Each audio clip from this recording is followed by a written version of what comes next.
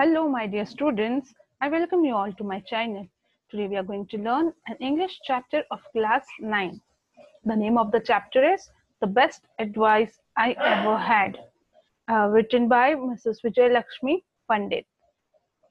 Before moving to it, students, if you are seeing my video for the first time, please subscribe my channel and press the bell icon so that you get the new videos which are about to come.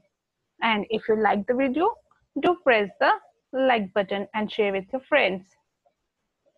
So moving on to the lesson, this lesson is which is given here is an article which was written by Mrs. VIJAYLAKSHMI Pandit.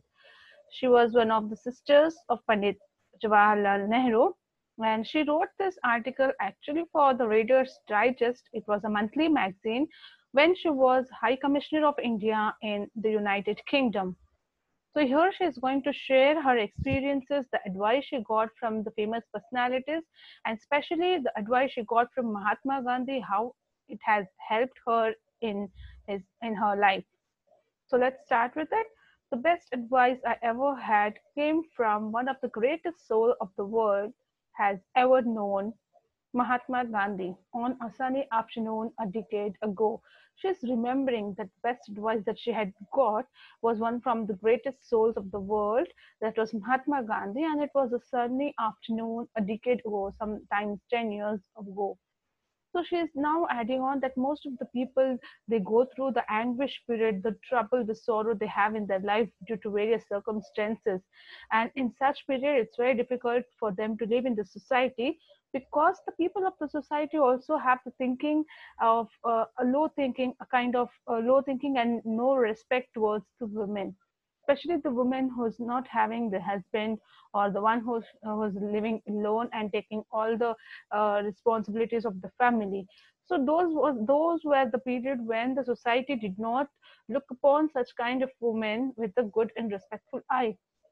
And this lady was in that era, and she has to suffer these things because she had lost her husband recently, and it was a deep sorrow which she was going on through, and the society on it was not respecting the way she had to be. And it was very difficult for an individual existence during those time as a woman in the society.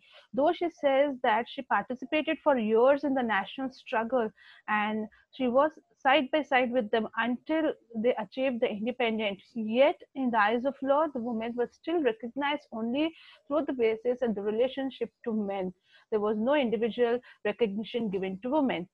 Then she says now as a widow, she was not having a son, only she was having two daughters, and she says that she was not entitled to any share of the family, means the family members were not ready to give any share among them from the property.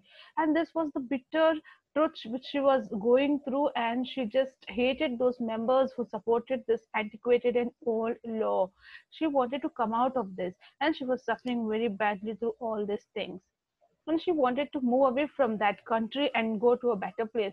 So before moving on to America, she went to Gandhiji to bid a farewell and say goodbye. And she had a small talk with Gandhiji, and she explained him everything. And then, have you ever made a peace with relatives? Gandhiji asked her. And she was again amazed to see. She was shocked that Gandhiji, why he is taking the support of the family members? Why should I go and talk to my relatives when they are not giving me respect, not they are bothered, not they are ready to give any share in the property? Why should I go and talk to them? She said, I will not go and talk to those people who are taking advantage of the old laws, and they are making me difficult to live in the society. Why should I go and speak to them? She like replied like this. But Gandhiji waited for some time. He looked outside for the moment, and then smilingly again he said to Vijayalakshmi Pandit that you will go and say goodbye, because that is the courtesy, that is the decency, that is the moral values which our society demands, and we are still giving importance to this kind of characters. So you have to go and say, you will say. So to this again she replied, no, I will not go and say to them, even to please you. Though I respect you a lot, I will not go and do this thing as you are saying, because they're harming me, they have harmed me too much. So again to this, Gandhiji said, no one can harm you except yourself. You are the one who is harming yourself by keeping that hatred in your mind and heart. And uh, I see enough bitterness in your heart to cause your injury unless you check it. Gandhiji said that you are causing your own injury to yourself because you're having that bitterness and hatred in you. So you have to remove that. So she remained silent and she just listened to him. And he was saying, you are going to a new country because you are unhappy here and you want to escape from the people of the society who are commenting and disrespecting you. But can you escape from yourself? Will you find the happiness there where you don't have the happiness in your heart? Wherever you go in the world, you will not find that happiness unless and until you clean your heart. Think it over it. You must be little humble, he said. Then you have lost already your nearest and loved one, that is the husband, and further you don't injure yourself by uh, running away from the responsibilities, and don't lack courage to clean your heart and forgive everybody and just live a good life here. He tried to console her and tried to motivate her and not to keep that hatred in her heart. Then these words, they were just in her mind, and she did, and these words did not give her peace. Means she now, every now and then, she used to think about this words and the advice which was given by Gandhi. Then finally, she did not go without paying a farewell or bidding a farewell to brother-in-law. At last, she had to call brother-in-law, and then she said to meet them. And for only for 5 minutes they met, but she said, I felt a very big relax. I thought I got, my heart felt as if a big burden has been removed from my heart. Just because they spoke just for 5 minutes, she just told about the plans, what she was having in her mind, and she asked for the good wishes from them, and then she left for America.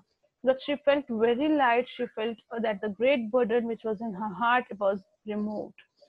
So now, this small gesture was the beginning of significant change. From here, the change started in her life, that because of the advice which was given by Gandhiji. Then, year and a half later, she was in New York and she was as a leader of Indian delegation to the United Nations. And there they had filed a complaint. Indians had filed a complaint regarding the treatment of the people of Indian origin in South Africa. Means they were not properly treated. They were tortured, and they were the blacks and whites were going on in South Africa at that time. So there was a harsh things which was said in the conference and the debate which was going on there. So the way the opponents, the Africans and the other people said, in the same way, Vijay Pandit says that even I struck back with the same sharp weapon. The way they spoke with the words, even I gave them the same answer. Then after few words, I suddenly thought of Gandhiji. To him, means were as important as the ends. In the long run, perhaps more important, he wanted to solve it everything with a calm and soft mind. But here it was the contrary thing. So she started thinking this is not right, and this is just injuring our own self-respect. So before going to bed that night, she just resolved herself, and she thought she is not going to use such kind of words in the debate anymore. And then next morning, the next day, when they continued with the meeting and the conference there, she did not attack on them with the words. She refused to retaliate to personal attack. She did not use any hard words. They just discussed on the merits of the case, the positive points of the cases, and she just got back with that harsh words and the hard words which she was saying before. Then, before leaving that committee room on the last day, she just went and apologized the opposition leader that if she had anyhow hurted them by the action and the words that she said before during the debate. So please forgive her.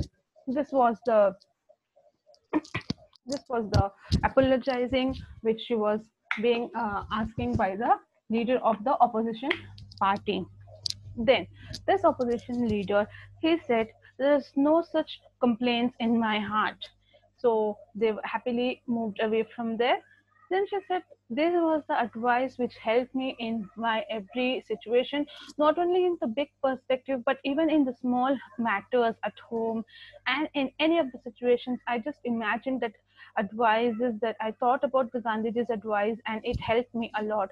She said just it may be a any normal woman, a common woman. She might imagine sometimes that she has got one recurring nightmare that she has invited guests and everyone are have arrived and it's time to eat, but no dinner is ready.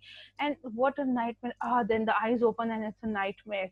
So you will be a bit relaxed. But she said this is what it happened to me in a real way. It happened to me in real manner.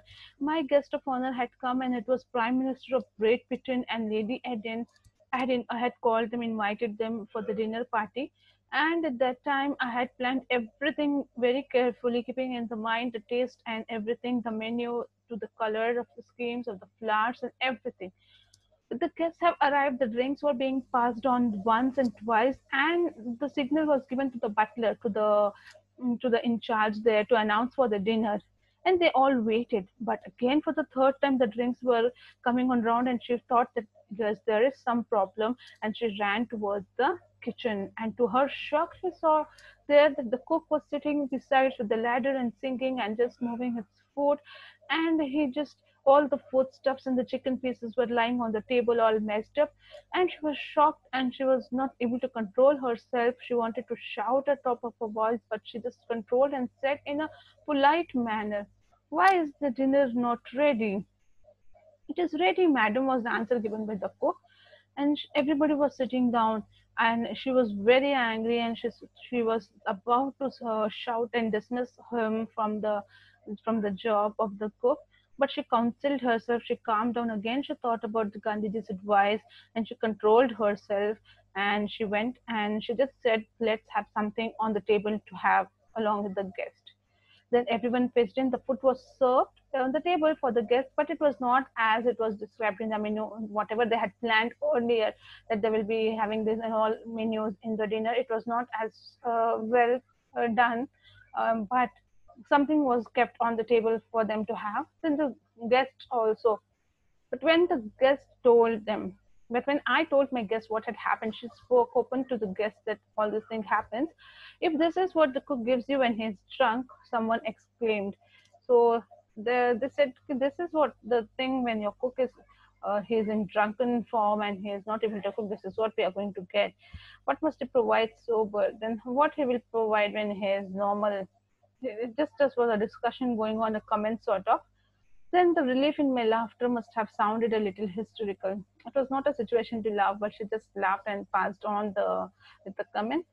Then my perspective restored. Then her thinking level, her mind and her thoughts changed, and she thought that party is not so important as the existence in the life. So she said she just let it go, and with a positive thinking, then she says to retain a sense of proportion is as important as being able to keep one's heart free from hatred. I mean, if you want to balance your life and whatever is important, then you have to keep your heart away from hatred. You should not have place for the hatred in your heart then. For all of us, no matter what our work, the advice Gandhiji gave me is meaningful. Then she says that advice that Gandhiji had given me was meaningful throughout my life. No one can harm you but yourself. Unless and until you harm yourself, nobody else can harm you. So it is you who has to remove the hatred in you and be calm and forget and forgive everything the one who has done harm to you. So beautifully, she has expressed her experience and the thoughts which were given by Gandhiji to her, the advice which Gandhiji had given to her. Hope so. We'll also implement this in our life. And I hope students, you all understood the chapter and you liked the lesson also. And thank you for watching my video. If you liked it, do hit the like button and share.